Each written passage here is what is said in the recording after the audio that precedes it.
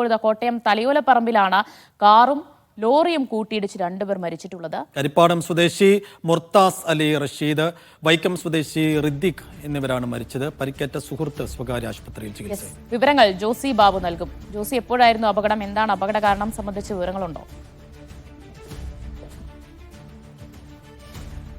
രാത്രി 12 മണിക്ക് തലപ്പാറ കുങ്ങിണിമുക്കിലായിരുന്നു അപകടം. കാറും ലോറിയും കൂട്ടിയിടിച്ചാണ് 2 യുവാക്കളുടെ മരണം സംഭവിച്ചത്. കരിപ്പാടം സ്വദേശി മുർത്താസ് അലി റഷീദ് 27 വയസ്സ്, വൈക്കം സ്വദേശി റിദ്ദിഖ് 29 വയസ്സ് എന്നിവരാണ് മരിച്ചത്. ഇവരുടെ ഒരു സുഹൃത്ത് ഗുരുതര പരിക്കുകളോടെ സ്വകാര്യ ആശുപത്രിയിൽ ചികിത്സയിലാണ്.